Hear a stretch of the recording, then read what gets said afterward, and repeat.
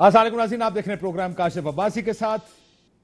वज़ीर आज़म पाकिस्तान के हुक्म पर उनके मावनीन खुसूसी और उनके एडवाइजर्स ने अपने असासे भी डिक्लेयर किए और अपनी शहरियत भी डिक्लेयर की, और उसके बाद एक शोर सा मच गया है हमारे मुल्क में ये शहरियतें देखकर, ये असासे देखकर। और उस शोर की बड़ी वजह शायद अपोजिशन खुद नहीं, इमरान खान साहब के उस वक्त की अपोजिशन के बयानात हैं जब वो अपोजिशन में थे और मुस्लिम लीग नून या पीपल्स पार्टी की हुकूमत थी। ये इन बयानात पर आते पहले जरा स्टेटस देख लें। बड़े दिलचस्प स्टेटस सामने आए हैं जो मामले ने खुसूसी और जो उनके एडवाइजर्स हैं जुल्फी बुखारी साहब, बैरून मुल्क पाकिस्तानियों के जो मामले खुसूसी हैं उनकी शहरियत पाकिस्तानी के अलावा बरतानिया की नेशनैलिटी भी है और उनके तमाम तर असासे बरतानिया में है। नदीम बाबर मामले खुसूसी बराए पेट्रोलियम डिवीजन, उनकी अमेरिका की शहरियत है, असासे उनके आपकी स्क्रीन पर मौजूद है। तानिया मामले खुसूसी बराए डिजिटल पाकिस्तान, पाकिस्तान के अलावा कनाडा और सिंगापुर की नेशनल हैं। एक आगे और मामले खुसूसी हैं जिनकी अमेरिका की नेशनैलिटी है, पर डॉक्टर मोहित यूसुफ साहब नेशनल सिक्योरिटी डिवीजन, ये मामले खुसूसी हैं वजीर आजम पाकिस्तान के, इनके पास रेजिडेंसी है अमेरिका की। शहबाज गिल साहब मामले खुसूसी बराए सियासी रवाबित, ग्रीन कार्ड अमेरिका।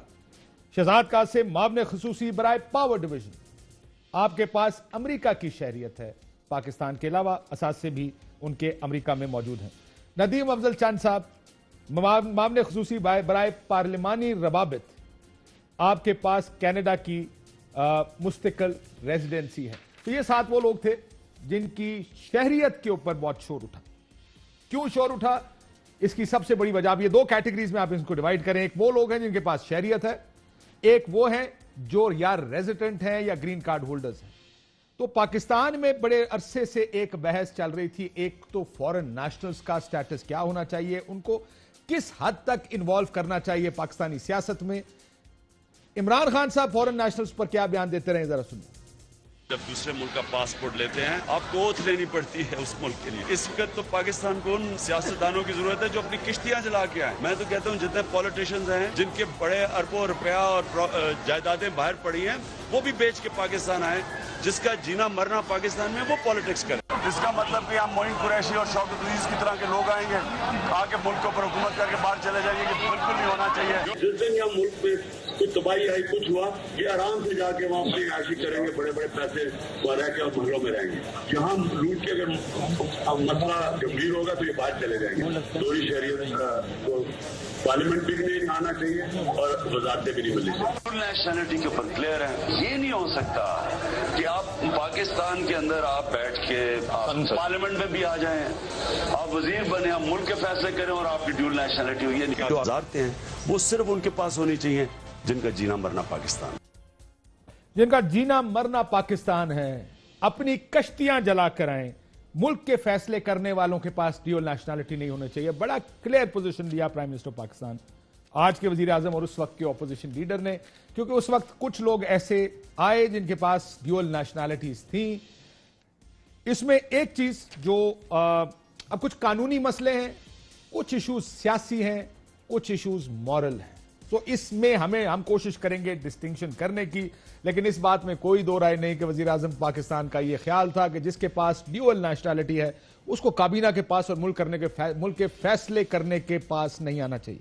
अब दूसरा इशू आ गया अकामा का, या अब की मावनीन खुसूसी की कैटेगरी जो कि रेजिडेंट्स हैं दूसरे मुल्क के या जो ग्रीन कार्ड होल्डर्स हैं, जिसमें गिल साहब शामिल हैं, मोहित यूसुफ साहब हैं, नदीम अफजल चंद साहब हैं। ये वो लोग हैं जो दूसरे मुल्कों की जिनके पास रेजिडेंसी मौजूद है, इक्विवेलेंट हो इकामा। आपको याद होगा कि इकामा के ऊपर, और मैं ये भी बताता हूं कि सुप्रीम कोर्ट इन दोनों चीजों पर फैसले दे चुकी है। इकामा पर भी उन्होंने फैसला दिया और दोहरी शहरियत के मावने खुसूसी होने का जो स्टेटस है उस पर भी फैसला कर चुकी है। लेकिन जब वज़ीर आज़म साहब को सुनने की जो अकामा है उसके बारे में उन्होंने क्या बात कही थी। बाहर कंपनी दुबई का इकामा लिया, वहाँ कंपनी खोली, यहाँ से पैसा उधर भिजवाया, चोरी करके कमीशन डायरेक्टली उधर आई, उधर से आगे निकल गए। हम कहना स्विट्जरलैंड में कि जी पाकिस्तानियों के अकाउंट्स बताओ, तो जिन्होंने दुबई के अकामा लिए वो नहीं बताएंगे। इंशाल्लाह ये चैलेंज करेंगे, हम जाएंगे नैब के पास, बताएं जनाब जिन जिन के अकामा है डिस्क्लोज करें इनके बैंक अकाउंट। 70 कामें आपके हैं, आप पार्लियामेंटेरियन पाकिस्तान के हैं, वजीर हैं, वजीर आजम हैं, इनके बैंक अकाउंट्स हैं। ये मनी लॉन्ड्रिंग का तरीका है, इस मुल्क से पैसा चोरी करके बाहर लेके जा रहे हैं और ये अपनी वो प्रिविलेज बचाना चाहते हैं कि हमें इजाजत मिल जाए चोरी करने के लिए, डाके मारने के लिए। ये कामा इसलिए वहां बैंक अकाउंट खोलते हैं, यहां से पैसा चोरी करके दुबई भेजते हैं उन बैंकों के अंदर, जिधर उधर फिर दुबई के रेजिडेंट बन जाते हैं, उधर से आगे स्विट्जरलैंड भेजते हैं। ये मनी लॉन्ड्रिंग का तरीका है। सारा जो इनका सेटअप है, इनका जो हुदैबा पेपर मिल थी, जो चौधरी पेपर मिल थी, इकामा का मतलब मनी लॉन्ड्रिंग करने का तरीका पकड़ा गया है। तो ये पोजीशन थी उनकी अकामा की, और अकामा भी in lot of cases permanent residency के लिए इस्तेमाल होता है। और जाहिर है उसमें नौकरी भी, कुछ लोग नौकरी करते हैं, कुछ लोग नौकरी नहीं भी करते, लेकिन कागजों में सिर्फ परमानेंट रेजिडेंसी के लिए उसकी वजह से अकामा रखा जाता है। ये अमूमन गल्फ कंट्रीज में, सऊदी अरब में आप अकामे की बुनियाद पर वहां पर रह सकते हैं।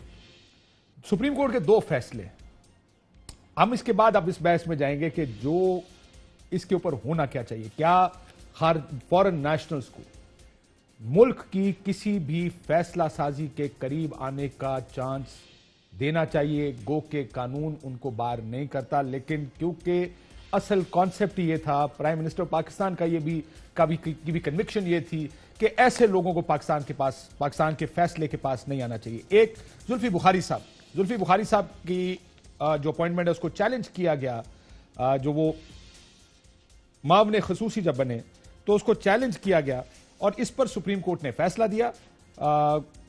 और ये असल मसला ये था कि क्या ड्यूअल नेशनल्स अहम हुकूमती पोजीशनें रख सकते हैं। इस पर सुप्रीम कोर्ट ने कुछ रिमार्क्स भी दिए थे, जिनको इस केस में क्लैरिफाई भी किया गया मोअज़्ज़ज़ अदलिया की जानिब से।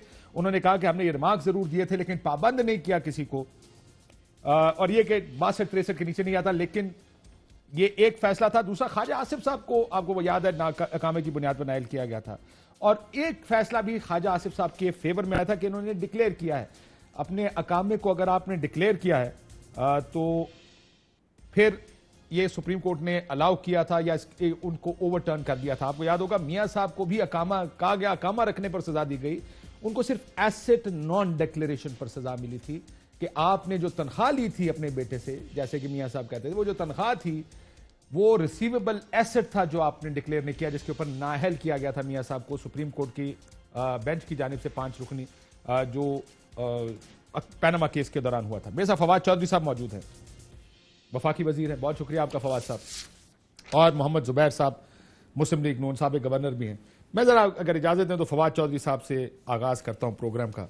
फवाद साहब, पोजीशन तो प्राइम मिनिस्टर साहब की बड़ी क्लियर थी कि वो लोग जो फॉरेन नेशनल्स हैं उनका क्या काम काबीना के करीब। ये लोग किश्तियां जला के पाकिस्तान को वो चलाए जो कश्तियां जला के आए, पाकिस्तान को वो चलाए जिसके पास फॉरेन नेशनैलिटी ना हो। सबसे पहले आपसे पहला सवाल, क्या फॉरेन नेशनल्स को कैबिनेट में होना चाहिए या मावने खुसूसी होना चाहिए या नहीं?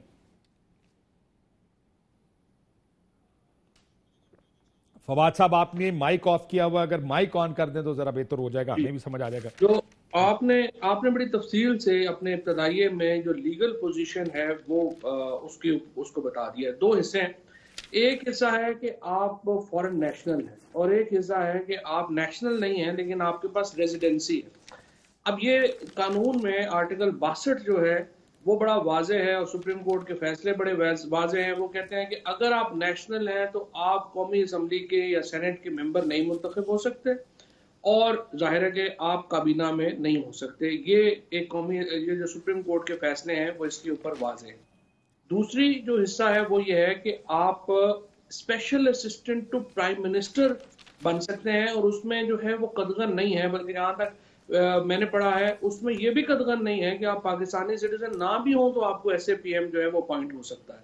बट प्रॉब्लम यहाँ पे ये आ जाता है कि जो पार्लियामेंट्री फॉर्म ऑफ गवर्नमेंट है उसका जो एक ढांचा है या जो उसके कह लिए कि जो बुनियादी ढांचा है उसका वो ये है कि जी जो मुआवनत के लिए प्राइम मिनिस्टर जिसको भी इंक्लूड करना चाहे अपने फैसला साजी में उनको इंक्लूड करेगा और जो लोग हैं चाहे वो नॉन इलेक्टेड हैं, चाहे वो डुअल नेशनल हैं, चाहे वो फॉरेनर्स हैं, वो फैसला साजी में तो शामिल हो सकते हैं लेकिन फैसला नहीं कर सकते। सर मेरी बात सुने फवाद साहब, बेसिक वो जो प्रिंसिपल प्राइम मिनिस्टर ने सेट किया अपने ऑपोजिशन के दौर में, वो प्रिंसिपल यह था इन लोगों को फैसला साजी से दूर रखें। आप जानते हैं जिन लोगों के नाम आए हैं, जुल्फी बुखारी साहब, नदीम बाबर साहब, ये किस हद तक इंफ्लुएंस रखते हैं इस मुल्क की फैसला साजी में। अब आप ये कह रहे हैं कि वो इंफ्लुएंस कर लें, ठीक है, उस फैसले के नीचे दस्तखत अपना ना करें। मतलब आप क्या असूली तौर पर इस चीज से एग्री कर रहे हैं कि अगर ड्यूअल नेशनल्स हैं वो अगर काबीना में आते हैं तो कोई फर्क नहीं पड़ता? क्योंकि प्राइम मिनिस्टर तो कहते ही थे अपने ऑपोजिशन के टाइम पे इनको कैबिनेट में होना ही नहीं चाहिए।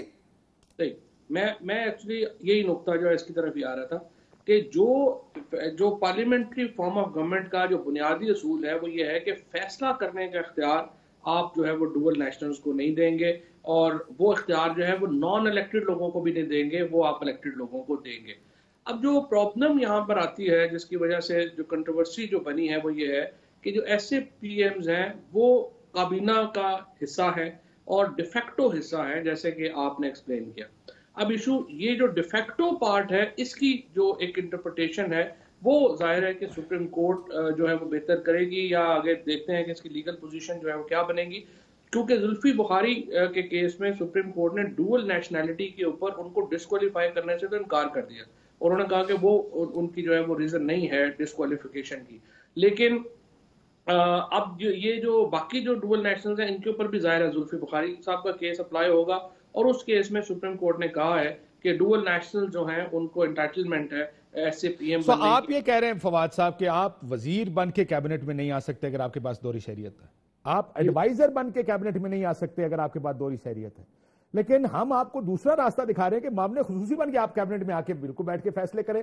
अगर आपके पास दोहरी शहरियत है, आप अमेरिकी, बरतानवी, कनेडियन शहरी हैं, आप मामले खुसूसी बनकर आ जाए, हमें कोई फर्क नहीं पड़ता। फिर बल्कि बहुत से फैसले ऐसे भी करते हैं आप, जिसमें से फॉर एग्जांपल रोजवेल्ट का फैसला था, उसमें कहा गया कि जनाब जुल्फी बुखारी साहब की मौजूदगी के बगैर मीटिंग ही नहीं हो सकती। यानी अहम तरीन फैसलों में ये आपको प्रिंसिपल सेटल करने पड़ेंगे।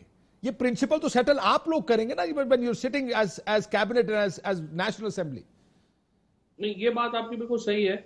जो डिफेक्टो में जो मैं आगे अर्ज कर रहा था कि जो डिफेक्टो मिनिस्टर बनने का जो एक इशू है वो फिर उसमें आकर के प्रॉब्लमेटिक जरूर है, और उसको देखते हैं कि आगे जाके वो कैसे रिजॉल्व होता है। और आपने जो भी बात की है उसकी बिल्कुल मैं समझता हूँ कि उसमें सेंस है, क्योंकि आपका जो इस वक्त का जो हमारा आइन का जो ढांचा है, जो कॉन्स्टिट्यूशनल फ्रेमवर्क है, उसमें बहरहाल जो पार्लियामेंट्री फॉर्म ऑफ गवर्नमेंट का मुताबिक जो है फैसला साजी जो है वो इलेक्टेड लोग कर सकते हैं, वो नॉन इलेक्टेड लोग और जो डुअल नेशनल्स हैं उनको तो खैर बिल्कुल अलाउड है। चले, मैं जुबैर साहब के पास जाने से पहले आपका जाती व्यू क्या है इस पर?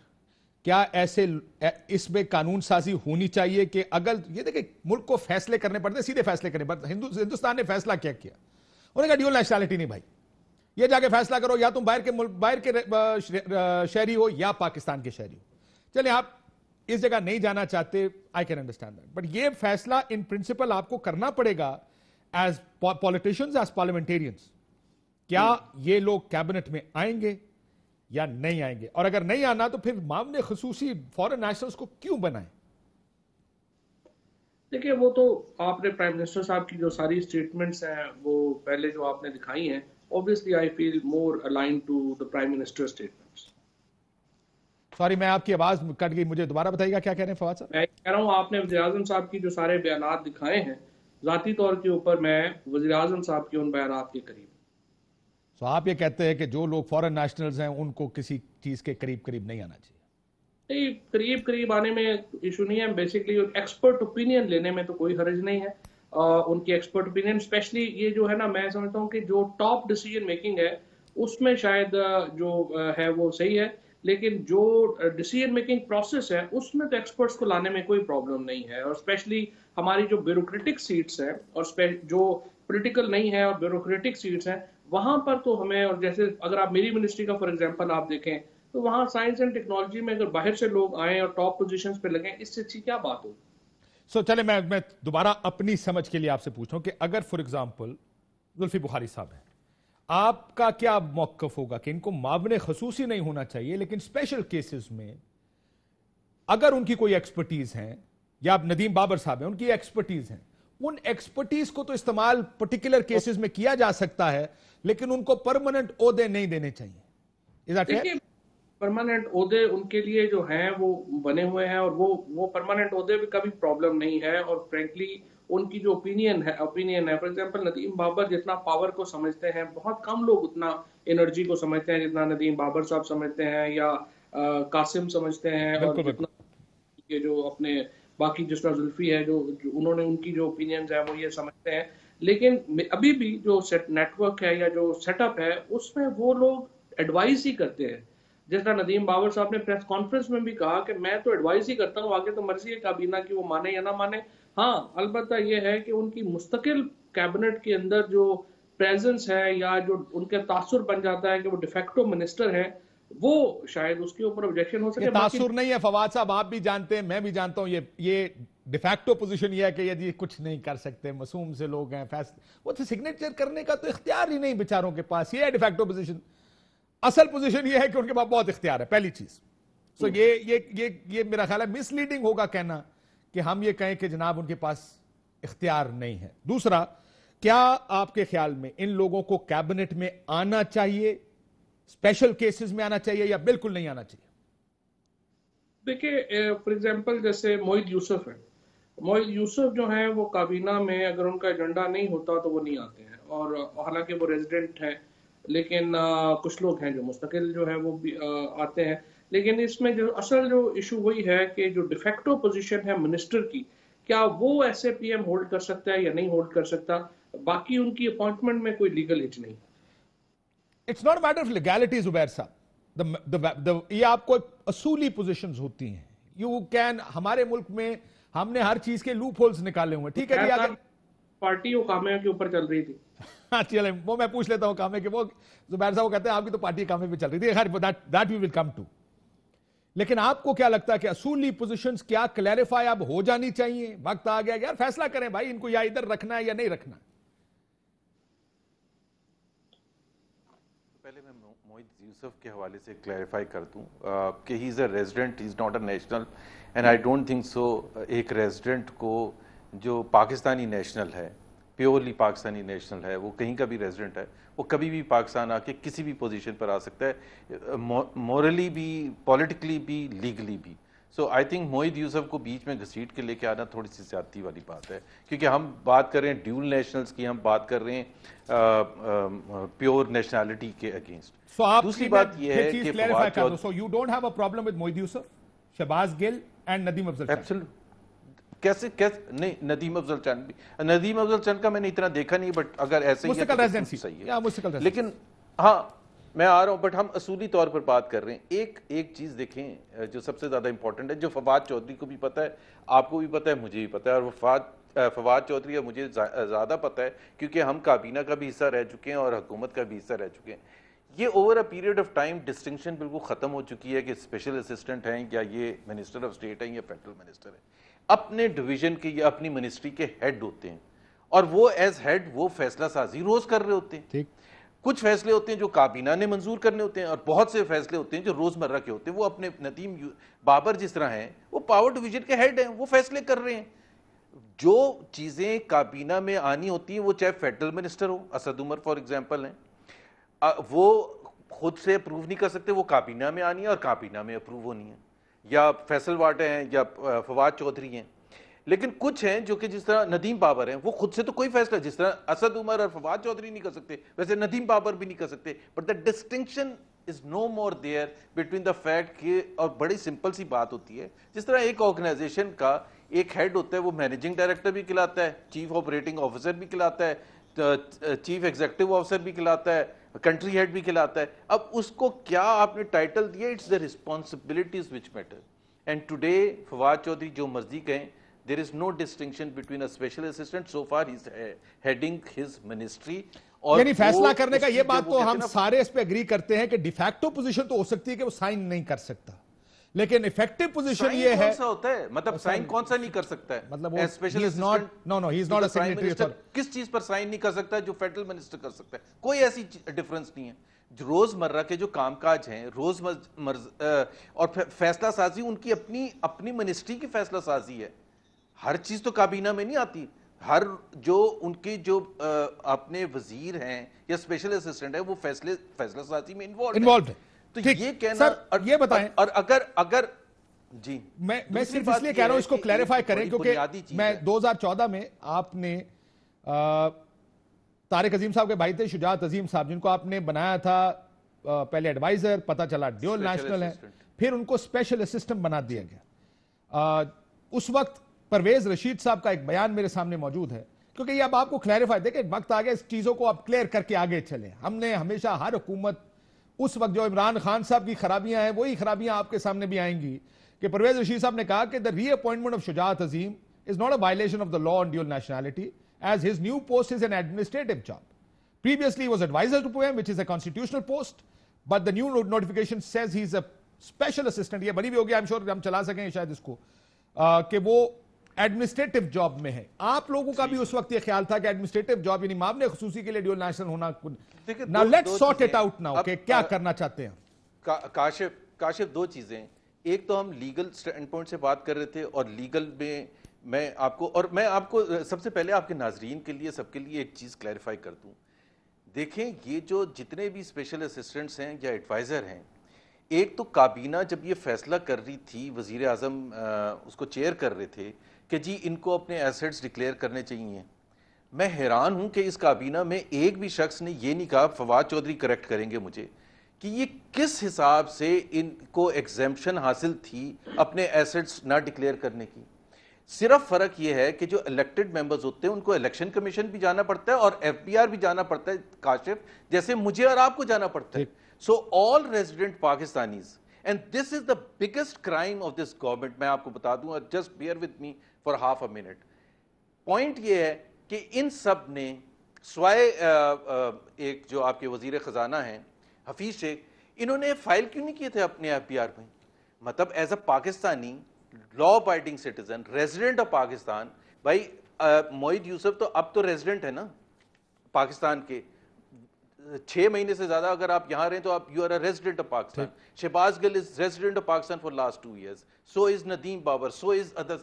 Why were they not filing? Very good point. Very good point. So what you're saying is कि सिर्फ रोला ये नहीं है कि वो क्या कर रहे थे, रोला ये है कि एटलीस्ट एफबीआर में जाके तो अपनी टैक्स स्टेटमेंट डिक्लेयर कर दो।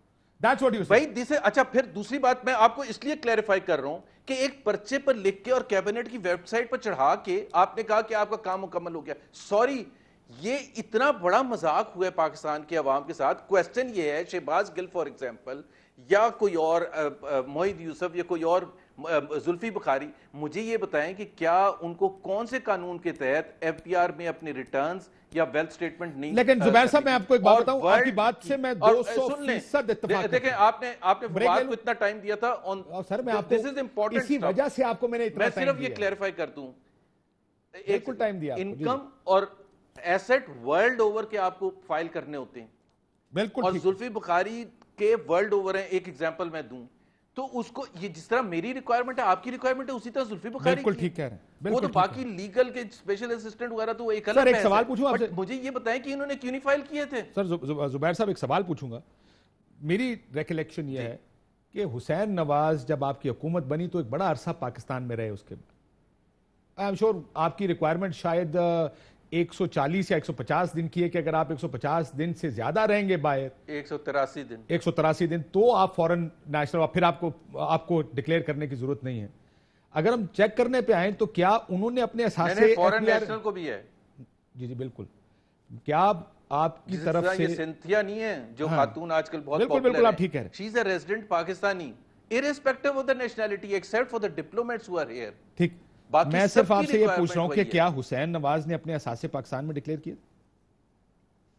अच्छा पहले मैं एफबीआर में गए टैक्स, ब्रेक के बाद इसका ब्रेक का जवाब देते हैं, ब्रेक के बाद आते हैं, ब्रेक के बाद, क्योंकि प्रिंसिपल आपका बिल्कुल ठीक है, 100% इस असूल से इत्तेफाक करता हूं, लेकिन सवाल यह है कि क्या उन्होंने पाकिस्तान आके, क्योंकि वो बड़ा हिस्सा जब मियां साहब वजीर आजम बने, हुसैन नवाज साहब पाकिस्तान में मौजूद रहे, अगर वो 183 दिन से कम बाहर रहे और ज्यादा अरसा उन्होंने पाकिस्तान में गुजारा, इन केस, क्योंकि मैं अब ज़ाहिर है इसका मेरे पास कोई प्रूफ नहीं है, ये तो आपको सिविल एविएशन के रिकॉर्ड से पता लग जाएगा कि वो कितना अरसा पाकिस्तान से बाहर रहे और कितना अरसा पाकिस्तान के अंदर रहे।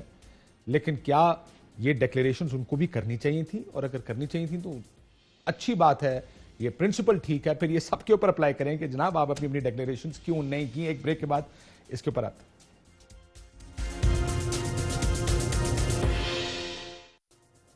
वेलकम बैक नाज़रीन। फवाद साहब ये बताइएगा, अकामा और रेजिडेंसी में, परमानेंट रेजिडेंसी में फर्क क्या है?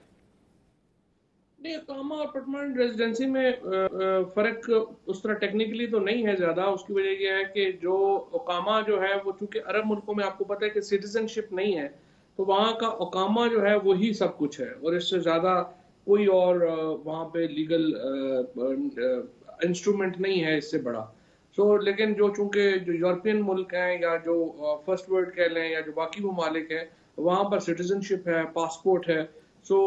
इसलिए वहाँ पे उसके जो अकामा से ग्रेटर आई वुड से कि लीगल फैसिलिटेशन है, अरब मुल्कों में चूंकि नहीं है, वहाँ पे सिर्फ अकामा। आप अगर मैं ये बात कहूं कि अगर आप बरतानिया, अमेरिका, कनाडा, यूरोप में जाते हैं और कहते हैं कि जनाब मेरे, अब ज़ाहिर आप गए हैं वहां पर, आप नौकरी करना चाहते हैं, 6 महीने से ज्यादा रहना चाहते हैं, तो आपको वो या तो इंडेफिनिट स्टे दे देंगे या रेजिडेंसी दे देंगे after about 2 years, 3 years, 4 years।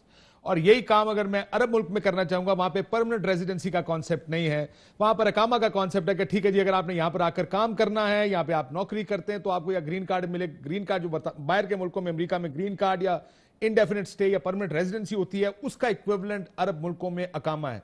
ये बात ठीक है? अकामा इज परमानेंट रेजिडेंसी। ठीक। अगर अकामा गलत है तो परमानेंट रेजिडेंसी कैसे ठीक है? वैसे आपकी पीटीआई का असूल पूछ रहा हूं। नहीं, जो अकामे के जो अगर आप बात कर रहे हैं ना पीएमएलएन के कॉन्टेक्स्ट में, जो हमारा उस वक्त पॉइंट ऑफ व्यू था, अकामे के ऊपर एक्चुअली उस वक्त भी कोई ये इशू नहीं था कि आपके पास अकामा क्यों है तो आप कोई लेसर सिटीजन नहीं हो जाते। प्रॉब्लम डिक्लेरेशन का है। जो नवाज शरीफ साहब ने, ख्वाजा आसफ ने, हुसैन नवाज ने, मरियम नवाज, या जो सारा पूरा ये जो ग्रुप था, ये इन्होंने ये किया कि इन्होंने अकामे ले लिए, इवन एहसन इकबाल, और वो पाकिस्तान में इलेक्शंस में डिक्लेयर नहीं किए। ख्वाजा साहब ने किए, ख्वाजा आसिफ ने किए, जो सुप्रीम कोर्ट में लिखा हुआ है, उन्होंने डिक्लेयर किया। नहीं, उन्होंने जॉब डिक्लेयर नहीं की, अपनी जॉब डिक्लेयर नहीं की। जो दूसरा जो इशू ये था कि वो ये हो ये रहा था, जैसे नवाज शरीफ ने क्यों डिक्लेयर नहीं किया? नवाज शरीफ ने इसलिए डिक्लेयर नहीं किया कि जो पैसा पाकिस्तान से बाहर लॉन्डर हो रहा था वो उन अकाउंट्स में जा रहा था जो उन्होंने उस कंपनी के नाम के ऊपर खोले हुए थे जिसके वो मालिक थे। जो नवाज शरीफ का जो पर्टिकुलर केस है या जो बाकियों का इनका पर्टिकुलर केस है, that is more to do with money laundering than to have अकामा सिंपली कि उन्होंने जो है वो रखा हुआ था। ये एक जो इशू है इसमें कि आप जब आपको मालूम है कि आपका अकाउंट विजिटर पासपोर्ट के ऊपर आपका अकाउंट नहीं खुल सकता। आपका अकाउंट बाहर खुलता है जब आप परमानेंट रेजिडेंट हो किसी मुल्क के। तो आप जो कि अगर या आप स्टूडेंट हो तो फिर चले कैसे जो वो खुलता है, लेकिन वो भी एक ज़ाहिर है परमानेंट रेजिडेंसी में ही आता है, क्योंकि अगर आप स्टूडेंट नहीं हैं। तो ज्यादातर जो अकाउंट्स खोले गए थे नवाज शरीफ साहब के या बाकी लोगों के, वो मनी लॉन्ड्रिंग के लिए वहां पे जो अकामा था वो यूज हो रहा था, यहाँ से पैसे बाहर भेजने में। अब और ये रिस्क होता है हमेशा परमानेंट रेजिडेंसी का। और ये जिस तरह से जुबैर साहब ने अभी कहा, आपको मैं आ रहा हूं सर, इसका जवाब दे दीजिएगा ना, जवाब दे दीजिए। जुबैर साहब ने जिस तरह दूसरा मैं इस बात ही गलत रहे हैं। अब मैं आपको ये बता दूं, मेरा ख्याल है खालिद साहब का मेरा ख्याल अकाउंट डिक्लेयर था, if I am not mistaken, उनका एसेट्स निकाल के ले आए। मैं तो कहना ये चाह रहा था कि जो जुबैर साहब ने बात की ना कि एफबीआर में डिक्लेयर, ये वो बात उनकी बिल्कुल सही है। जो भी फॉरेनर, जो भी पाकिस्तानी चाहे जहां पे भी रहता हो, उसने एफबीआर में अपना डिक्लेयर करना है आके कि मेरे एसेट्स क्या क्या है ना। नॉन रेजिडेंट को डिक्लेयर नहीं करना फवाद साहब, नॉन रेजिडेंट ने नहीं करना। अगर आप 183 लेकिन अच्छा चले, मैं I am not competent to answer that question, I will take Zubair साहब व्यू ऑन दिस। तो जो भी बंदा वैसे भी 2 साल से 3 साल रह रहा है, वो नॉन रेजिडेंट तो नहीं ना रह गया। तो आप वो तो इशू ही नहीं है यहाँ पे। इसलिए एफबीआर को डिक्लेरेशन देना इसलिए भी जरूरी थी, और जो नवाज शरीफ साहब वगैरह ने भी जो नहीं दी थी, वो ये इसलिए थी कि वो अपने अकाउंट हाइड करना चाह रहे थे। और अकाउंट हाइड करने के लिए मैं क्लैरिफाई कर दूं, उससे बाद में इनसे पूछ लेना, ये सारे तमीद बांध रहे हैं क्योंकि गलत कह रहे हैं। फवाद चौधरी साहब, मैं जवाब दे दूं? जी बताइए जी। पहली बात तो यह है कि जनवरी 2013 में नवाज शरीफ ने अकामा वापस कर दिया था। सो ये जो कह रहे हैं ना कि उन्होंने रखा हुआ था और डिक्लेयर नहीं किया था, अप्रैल 2013 में इलेक्टोरल वो जब फाइल करने थे पेपर्स 2013 मई के इलेक्शन के लिए, उससे पहले वो अकामा खत्म कर चुके थे। सो एक तो ये आप हैंग ऑन मेरा नहीं ख्याल, आप ठीक कह रहे हैं, मुझे अच्छी तरह याद है। If I was in the supreme court of Pakistan, वहां पर सर देखिए सुप्रीम कोर्ट में जो फैक्ट्स दिए गए, आपके वकील ने, I was present in the supreme court उस टाइम पे, उन्होंने एक सुप्रीम कोर्ट के फैसले में लिखा है कि जुलाई या अगस्त में आखिरी तनख्वाह उन्होंने ली है जो उनके अकाउंट में आई है। चेक कर लीजिएगा दोबारा। उन्होंने तनख्वाह कभी ली नहीं थी। मेरे सामने, मैं उधर मौजूद था सर, मेरे सामने याद करा दो एक मिनट।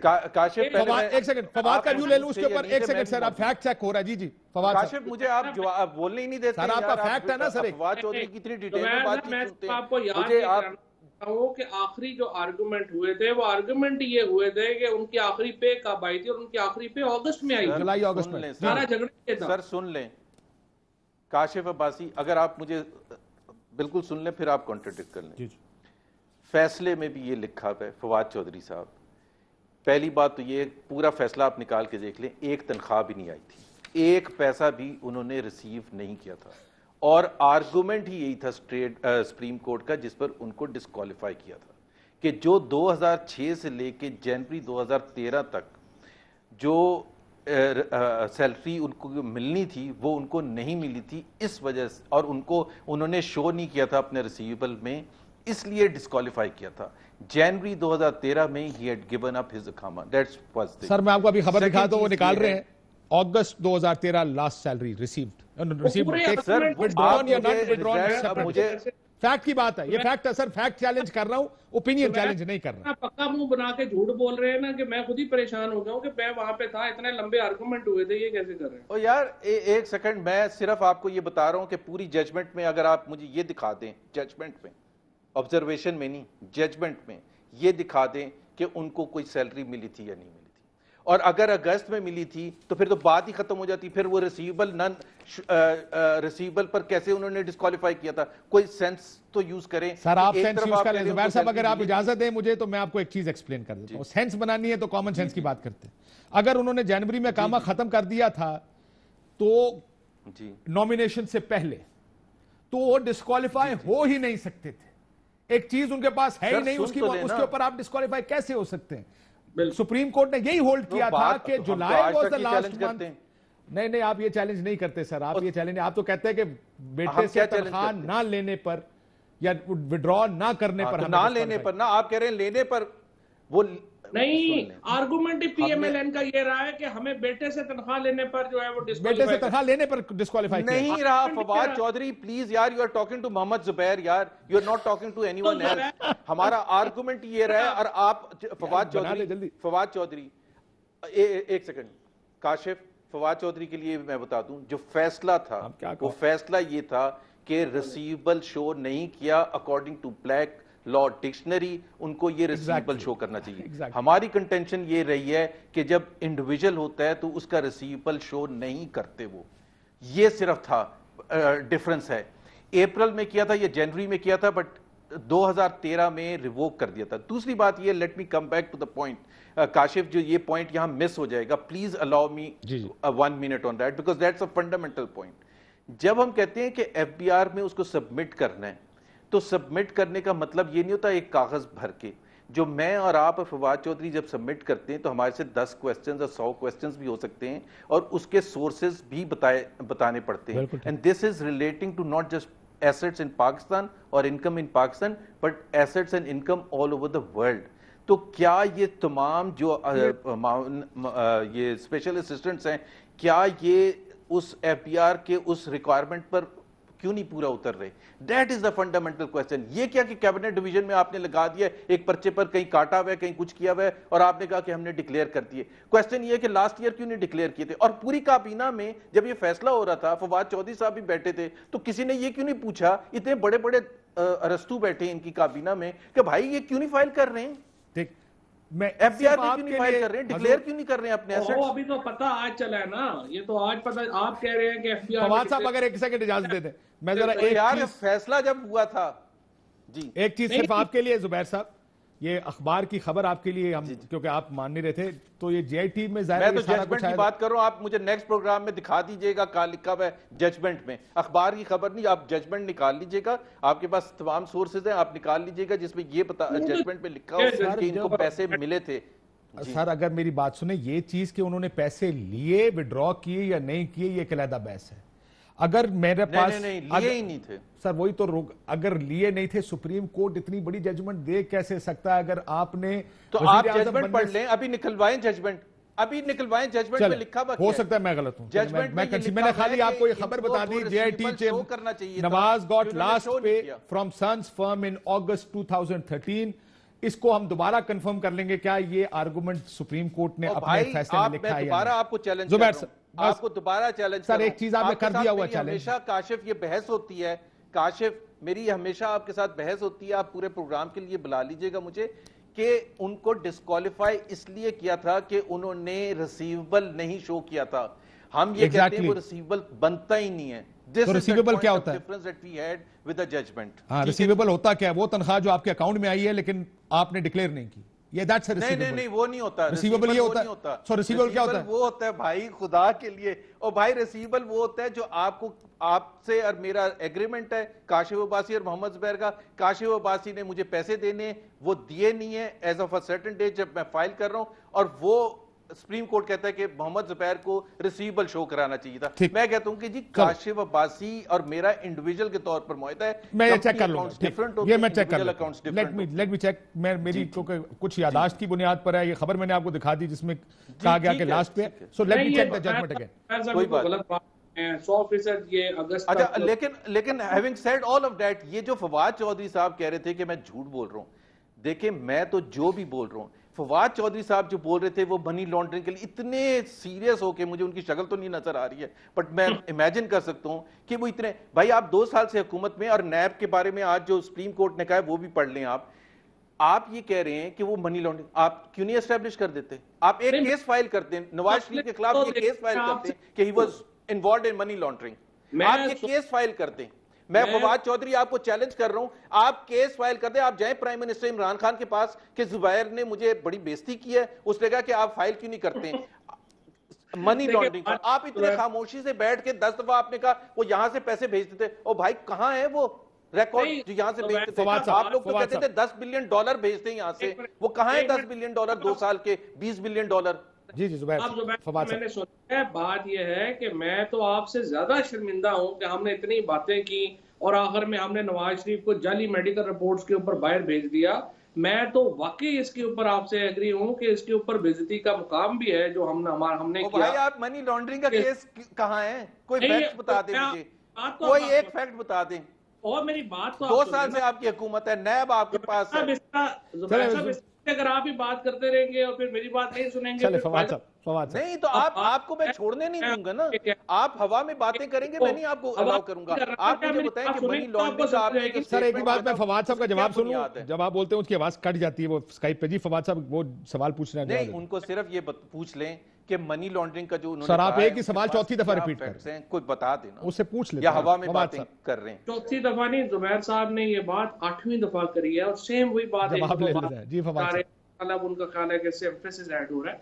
देखिए मैं जुबैर साहब, मैं पहली बात तो यह है कि मैं तो खुद आपसे शर्मिंदा हूं, और कि जो नवाज शरीफ के ऊपर 2+2 के केस थे वो भी इसमें 2 साल हो गए हैं, उसमें नवाज शरीफ को कुछ नहीं हुआ। वो जाली मेडिकल रिपोर्ट बनवा के आप लोगों ने जेलों से निकाल लिया, उनको आप बाहर ले गए और आपने जाने दिया। सर ये सिर्फ ना कि उन्होंने निकाला, कोई निकलवाने वाला है तो कोई निकालने वाला भी है ना। सही बात। मैं ब्रेक के बाद इसके ऊपर बात कर लेता हूँ, आप इसके ऊपर दोबारा बात कर लेते। ब्रेक का बड़ा जोर दिया जा रहा है, ब्रेक ले लो, ब्रेक लेते हैं। ब्रेक के बाद के निकलवा दिया, निकाल दिया, ये दोनों लाजिम और मलजूम है। अगर कोई निकलवाने वाला है तो कोई निकालने वाला भी है। एक ब्रेक के बाद इस पर बात करते हैं।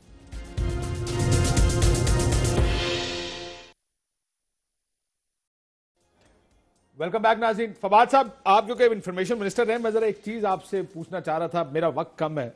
इमरान खान साहब पीटीवी के जो बिल में पीटीवी की फीस आती थी उस पर कुछ स्टेटमेंट्स देते थे, पहले वो सुन लें। डू यू रियली थिंक को बढ़ाकर 100 रुपए कर देना चाहिए? सुनिए इमरान खान साहब क्या कहते हैं। पीटीवी जो हमारे पैसे पे चलता है, हर महीने आपके बिल से पीटीवी के लिए 30 या 40 रुपया कटता है। तो मैं पीटीवी से पूछता हूं कि आपको शर्म नहीं आती कि आप नून लीग और नवाज शरीफ के पुतले बने हुए हैं? आपको ये 100 कर दिया। वैसे मेरे पास ज्यादा थे, वक्त कम है, जरा मैं क्विकली जवाब दे दें, मैं जुबैर साहब को भी ले लूं इसके ऊपर। नहीं देखिए जी, मैंने तो इसके ऊपर अपने कमेंट्स जो हैं उनमें एग्री नहीं किया इससे, और मैं तो प्राइम मिनिस्टर साहब ने जो ये बात की उससे एग्री करता हूँ। और लीगली भी काबीना जो है वो टैक्स ना बढ़ा सकती है ना लेवे लगा सकती है, ये तो मनी बिल का हिस्सा होना चाहिए एंड कौमी असम्बली इसका फैसला करती है। इस तरह से अगर काबीना ने तनख्वाहें, ये लाइसेंसेस फी और ये टैक्सेस और ये बढ़ाने शुरू कर दिए तो फिर तो ये एग्जेक्टिव डोमेन हो जाएगी, और नो टैक्सेशन विदाउट रिप्रेजेंटेशन का जो बुनियादी प्रिंसिपल है वो खराब होता है। और दूसरी बात यह है कि ये जो जब तक आपका मैंने ये जनवरी में पिछले साल जो है वो मेरा ख्याल है मैंने लिखा था, जुलाई में या जनवरी में 1.5 साल पहले मैंने लिखा था कि आप अपना बिजनेस प्लान दें, और अभी तक पीटीवी ने अपना कोई बिजनेस प्लान नहीं दिया सिवाय इसके कि वो कह रहे हैं जी 35 हमें 7 अरब रुपया मिलता है साथ का, अब आप हमें 22 अरब सर रुपया मुझे साथ। क्लोज का अपेरेंटली हमारा टाइम रन आउट कर गया फॉर सम रीजन। मुझे आई एम सॉरी जुबैर साहब, मुझे कहा जा रहा है कि मुझे क्लोज करना प्रोग्राम, बट इसमें भी इमरान खान साहब के अपने बयानात उनके खिलाफ जाएंगे। हर चीज पर उन्होंने एक पोजीशन ली, आज हर वो पोजीशन उल्टी साबित हो रही है। इजाजत दीजिए, अल्लाह हाफिज।